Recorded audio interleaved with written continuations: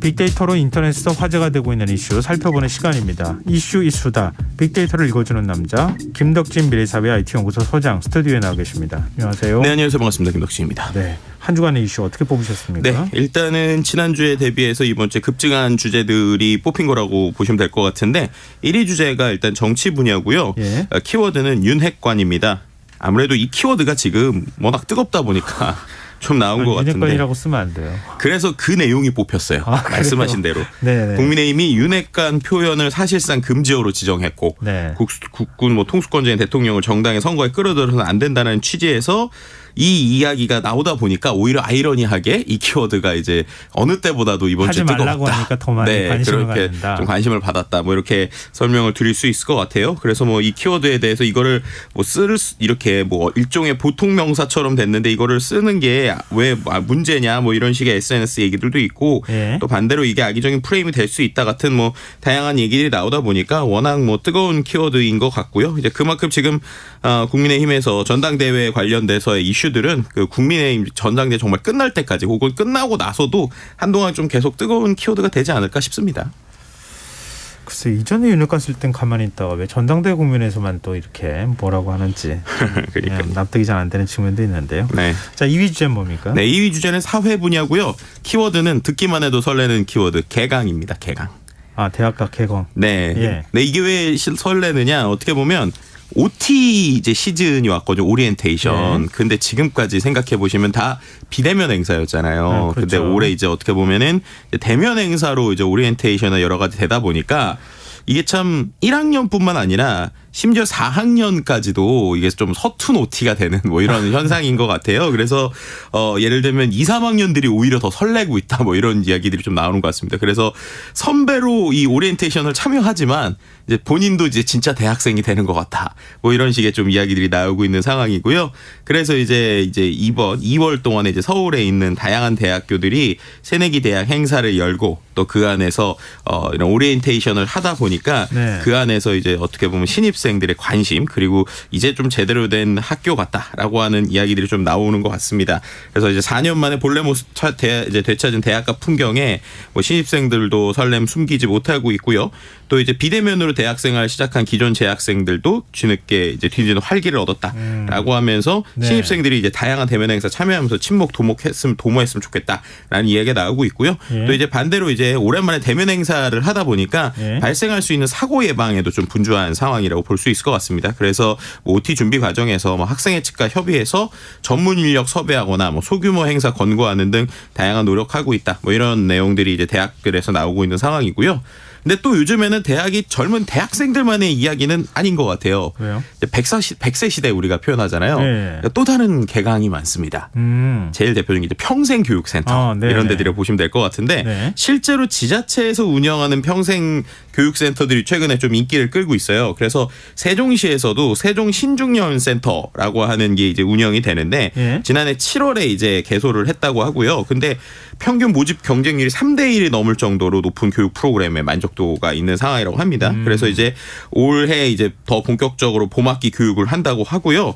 그뿐만 아니라 서울에서도 서울시민대학이라고 그래서 총 51개의 대면 강좌가 2월 20일부터 개강을 합니다. 네. 그래서 이거에 대한 특별학기 접수가 이제 7일부터 이제 접수가 시작이 됐고요. 이제 그 부분에 있어서 이제 많은 사람들이 뭐 예를 들면은 뭐 지혜 더하기 직업 곱하기 서울 나누기처럼 평생 어떻게 보면 우리가 직업도 필요하고 일도 하고 지식도 해야 되는 이런 것들에 대해서 이런 서울시에 있는 다양한 센터들이나 시민대학에서 좀 관심을 갖고 우리가 할 수 있다. 또 그런 것들이 지원되고 있다라는 것들에 많은 사람들이 관심을 가지고 있다. 이렇게 설명드릴 수 있을 것 같습니다.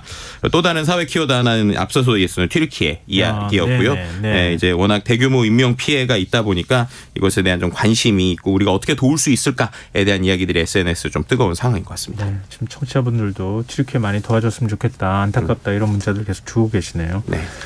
자, 3위는 어떤 분야에서 나왔습니까? 네, 3위는 경제 분야고요. 예. 키워드는 토큰인데요. 네. 토큰 증권이라고 들어보셨나요? 토큰 증권. 네. 이거는 들어봤어요. 근데 구체적으로 제가 살펴보지는 않았거든요. 네, 그래서 이게 이제 사람들에게 이게 이번에 구체적인 이제 가이드라인이 이제 나온 것인데요. 네. 토큰 증권이라는 것이 과연 무엇인가에 대해서 많은 사람들이 좀 관심을 갖고 계속 보는 것 같습니다. 뭐 간단하게 설명을 드리면 토큰 증권이잖아요. 예. 거기서 말하는 토큰은 우리가 말하는 그러니까 가상 토큰, 예를 들면 뭐 NFT 뭐 이런 거 얘기할 때 예. 가상 토큰들 많이 얘기했잖아요. 가상화폐 얘기할 때 토큰 얘기 많이 네, 맞습니다. 하잖아요. 거기서 말하는 토큰이고요. 예. 증권은 우리가 말하는 소위 주식 같은 겁니다. 예. 그러니까는 이게 토큰이라는 게 어떤 뭐 우리가 말하는 자산을 모두 다 이런 뭐 가상의 어떤 형태로 만들어내는 것 이런 것들 이제 토큰이라고 하잖아요. 네. 근데 이거는 어떻게 보면은 법의 규제를 받거나 가이드라인이 있진 않았죠. 네. 근데 증권이라고 하는 거, 주식이라고 하는 거는 반대로 얘기하면은 정부에서 이 어떤 상품에 대해서 가이드라인을 갖고 그리고 또 증권이라는 것은 이제 공시도 하고 상품에 대한 것들 이야기하게 되잖아요. 예, 그렇죠. 네, 이 두 가지가 합쳐진 거다라고 보시면 될 것 같습니다. 그러면은 네. 뭐 어떻게 하는 거예요? 토큰 증권은 뭐 예를 들면 네. ETF나 이런 것처럼 네네네. 일반 증권처럼 그런 게 상품이 나오는 겁니까? 네, 그러니까 가장 이제 우리가 익숙하게 보실 수 있는 게 최근에 이제 조각 투자라는 것들이 있었잖아요. 예. 뭐 예를 들면 음원이라고 하는 거, 혹은 뭐 부동산 이런 거를 혼자 사는 게 아니라 부동산, 예를 들면 강남에 있는 부동산 한 채를 뭐 10,000개로 쪼개서 산다거나 뭐 10만 개로 쪼개서 산다거나 이제 이런 것들이 이걸 도대체 상품을 어떻게 봐야 되지 해서 애매해서 지금까지는 뭐 이런 일종의 잠깐 규제 샌드박스를 준다거나 이랬는데 예. 이런 것들이 말씀드렸던 토큰 증권의 형태가 될 수 있다는 거예요. 그래서 예를 들면은 어떤 뭐 빌딩 하나를 10,000개의 토큰을 만들어서 10,000개로 다 나누고 그 토큰에 대해서는 이거에 대한 상품 설명을 제대로 할 수 있는 증권의 형태가 되는 이런 개념으로 보시면 될 것 같습니다. 그래서 이거는 이렇게 되면 이제 가장 큰 차이가 뭐냐면 우리가 보통 이제 가상자산이라고 하는 건 요즘에 가상자산 거래소라고 하는 것들이 있잖아요. 네. 그런 곳에서 거래를 했고 주식은 어떻게 보면 지금까지 주식거래소가 있지 않습니까? 근데 네. 이게 증권의 형태다 보니까 이제 이렇게 증권형 토큰이 되는 것들은 이제 가상거래소가 아니라 예. 일반적인 증권거래의 그런 곳에서 이제 거래가 되는 형태라고 보시면 될 것 같습니다. 그러니까 오히려 증권사들 이런 데들이 하나의 본인들이 만드는 상품 중에 하나로 예, 예. 이런 이제 예. 토큰 증권을 이제 팔 수 있게 되는 상황이고요. 예, 예. 그렇기 때문에 역으로 이 토큰 증권이 된 거는 마치 공시처럼 이게 실제로 어떤 상품이고 수익성이 어떻게 된 거 이런 걸 다 계속적으로 공유해야 되는 이런 형태라고 보시면 될 것 같아요. 그래서 어떻게 보면 예를 들면 코스피 네. 코스닥에 네네네. 토큰 증권이 올라갈 수 있다는 거잖아요. 그러니까 특정 상품에 대해서 그렇죠. 그러니까 특정 증권을 발행하면 그러니까 코스피 코스닥이 아닌 아까 네. 말씀드렸던 대로 그런 그 증권을 운영하는 곳에서 예. 별도의 하나의 상품처럼 예. 운영할 수 있다라고 설명드리는 게 정확할 것 같아요. 그래서 지금 이것이 말씀하셨던 것처럼 코스피나 코스닥 같은 마켓의 개별적 그러니까 그런 것을 통합으로 상장될지 예. 아니면은 그런 라이선스를 가진 증권사들마다 마치 해외처럼 별도의 시장을 운영할지 이런 것들이 좀 논의 중이긴 한데요. 네. 아마도 후자가 될 것 같아요. 그래서 별도 시장을 둔다. 네, 그래서 이제 뭐 A 증권사에서 운영하는 어떤 토큰들이 있고 B 증권사에서 운영하는 토큰들이 있고 약간 그런 식으로 개별적인 마켓들이 생길 것으로 보이는데 중요한 거는 그게 어쨌든 증권상의 이제 보장을 받는 거다 보니까 예. 이제 쉽게 말하면 소비자 보호, 예, 소비자 그렇죠. 권리에 대한 보호가 될 수 있다라고 하는 게 이제 가장 큰 어떤 장점이라고 볼 수 있을 것 같고요. 네네. 역으로 이제 이렇게 되면은 장점 중에 하나는 아까 말씀하신 것처럼 기업 예를 들면 스타트업이라고 하면 네. 스타트업도 내가 뭔가 지금 일반적인 코스닥이나 코스피에 상장하려면 되게 복잡하고 절차가 까다롭고 큰 돈이나 어떤 것들이 필요하잖아요. 저 기업 공개 절차를 밟아야 되는 거죠. 그렇죠. 근데 이 절차를 아주 간소화하면서 작은 비용, 그러니까 예를 들면 내가 한 뭐 100억 정도 혹은 10억짜리 토큰을 만들겠다라고 예. 하면은 그런 것들을 증권사랑 같이 만들게 되면 이런 증권형 토큰이 될 수 있는 것이죠. 오. 네, 그러니까 약간 이제 우리가 상장하지 않은 어떤 비상장 거래랑 비슷한 뭐 이런 형태들까지 운영할 수 있다 보니까 이런 것들에 대한 관심이 높은데요. 예. 근데 중요한 거는 이제 아까 말씀드린 대로 그럼 이게 증권이니까 예. 어떤 것을 정확하게 증권이라고 할 수 있느냐 이 토큰 중에서 이게 아직은 좀 모호해요. 그래서 왜냐하면 이게 정확하게 증권으로 표현이 되면 역으로 가상거래소에서는 더 이상 거래가 안 됩니다. 그렇죠. 지금 이거는 아닌 것 같은데. 네, 그렇죠. 그러니까 예. 그게 넘어가야 되는 그럼 역으로 지금 가상거래소에서 뭔가 거래되고 있는 요소들이 있잖아요. 예. 근데 그 중에 하나가 만약에 이거는 우리가 봤더니 이거는 이제 증권에 가까운 거야. 예. 라고 하는 순간 그 가상거래소에서 상장 폐지를 하고 증권거래소로 새로 넘어와야 된단 말이에요. 네. 그러니까 그럼 이제 기존에 이제 가상거래소에서 투자하시는 분들은 이거 어떡하지? 라고 하니까 약간의 지금 그런 서로 간에 좀 눈치 보기 아닌 눈치 보기가 있는 상황이라 조금 더 시간이 지나서 가이드라인이 구체화되면 이것도 하나의 어떤 투자 자산으로서 좀 사람들에게 관심을 더욱더 받을 수 있다 뭐 이렇게 설명드릴 수 있을 것 같습니다. 일단 이 혼란이 가시고 좀 질서가 잡히면은 관심을 가질 만한 분들은 상당히 많이 있을 것 같아요. 설명 네. 들어보니까. 맞습니다. 자, 4위 주제는 뭡니까? 4위 주제는 산업 분야에서의 관광 주제가 나왔고요. 키워드는 중국인데요. 예. 중국이 3년 만에 단체 해외여행을 재개하면서 일부 동남아 국가들이 아주 환영하고 있다, 반색하고 있다, 뭐 이런 이야기입니다.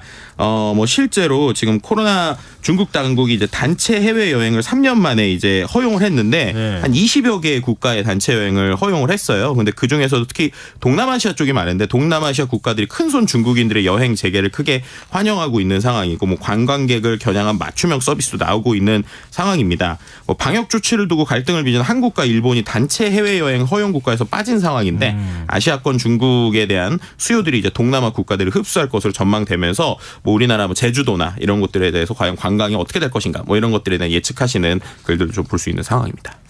좀 아쉬워요. 빨리 풀렸으면 좋겠어요. 네. 예. 자, 5위 분야는 뭐죠? 5위 분야는 IT 과학 분야고요. 키워드는 애플페이입니다. 아, 네. 네, 뭐 제가 또 IT 분야 또 좋아하잖아요. 네네. 애플페이 맨날 이거 언제 나오냐 하는데 네. 드디어 이제 나오는 것 같습니다. 지금 이미 이제 법적으로는 다 이제 허용이 됐고 예. 지금 현재 상황에서 현대카드가 가장 먼저 나올 것으로 예상이 되고 있어요. 원래 독점적으로 하려고 했다가 그건 안 된다 이렇게 된 거잖아요. 네, 맞습니다. 그래서 네. 이제 그거 안 된다 하니까 현대카드에서 그럼 독점권을 내려놓겠다. 이래가지고 이게 나오는 것인데 빠르면 아마 3월 초나 2월 말에 나올 것으로 되어 있습니다. 근데 독점이 아니더라도 아마도 한 최소 6개월에서 1년 제 예상은 6개월에서 1년은 현대카드만 아마 할 것 같아요. 왜냐하면은 이게 규제가 풀렸어도 애플하고 그러면 그 조건을 계속 이제 얘기를 해야 되잖아요. 네. 근데 생각보다 애플이 제시하는 조건이 만만치가 않아요. 꽤 수수료가 높습니다. 그리고 여러 가지 혜택들에 대한 요구권들이 있기 때문에 네. 그런 것들을 다 커버하면서 할 수 있는 금융사가 얼마나 될까? 라고 할 때 좀 고민이 있는 상황이고요. 그러다 보니까 지금 현대카드는 이제 정태영 부회장 같은 경우에는 심지어 이제 한 입을 물은 사과 뭐 이런 것들을 이제 본인의 SNS에 올리면서 점심에는 뭐 사과 뭐 이런 식의 글을 올린 정도로 이제 애플에 대한 좀 기대감을 좀 보여주고 있는 상황이라고 볼 수 있을 것 같습니다. 왜냐하면 애플이 현대카드가 지금 우리나라에서 이제 3위 사업자다 보니까 예. 이렇게 보면은 애플을 등에 업고 본인들이 뭐 2위나 1위로 가고 싶은 공격적인 마케팅을 하고 있는데 근데 이 부분에 있어서 결국 수수료가 나오니까 그럼 그 수수료 결국에는 소비자에게 전가되는 거 아니냐 뭐 예를 들면은 어떤 혜택들 없어지는 거 아니냐 뭐 이런 식의 걱정과 우려 그리고 뭐 기대감 이런 것들이 지금 같이 섞여 있는 게 이 애플페이에 대한 반응이다 뭐 이렇게 볼 수 있을 것 같습니다. 페이 시장 경쟁이 치열해지겠는데요. 삼성페이만 그렇죠. 지금까지 됐는데 애플폰 사용자들은 페이가 좀 나아지길 기대하는 마음이 네. 있었거든요. 그렇죠. 만약에 시장이 이게 열리게 되면 네. 페이 시장도 경쟁이 치열해져서 이거 어떻게 될지 모르겠는데요. 그렇죠. 근데 일단은 지금 단말기 전체 중에 애플페이가 가능한 게 10%밖에 없어서 예. NFC라고 하는 신형 단말기가 이제 보급이 돼야 되거든요. 그래서 약간의 시간이 걸릴 거지만 뭐 보급이 되는 게 되면 말씀하신 대로 그런 경쟁들은 분명히 나올 수 있다고 볼 수 있을 것 같습니다. 네. 근데 요즘 뭐 최대 화두는 챗 GPT라고 하는 인공지능인데 이건 네. 나중에 한번 따로 설명 좀 해주세요. 네, 알겠습니다. 네, 이슈 이수다. 지금까지 김덕진 미래사회 IT연구소 소장과 함께했습니다. 고맙습니다. 네, 감사합니다. KBS 라디오 김성환의 시사 1부 순서는 여기서 마무리하겠습니다. 전 11시 정각 2부에 다시 찾아뵙겠습니다.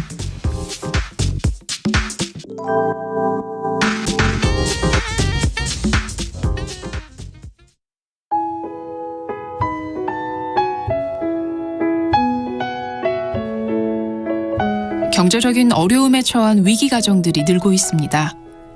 복지 사각지대에 처해 있는 가정들을 미리 찾아서 지원하고 위기로부터 구하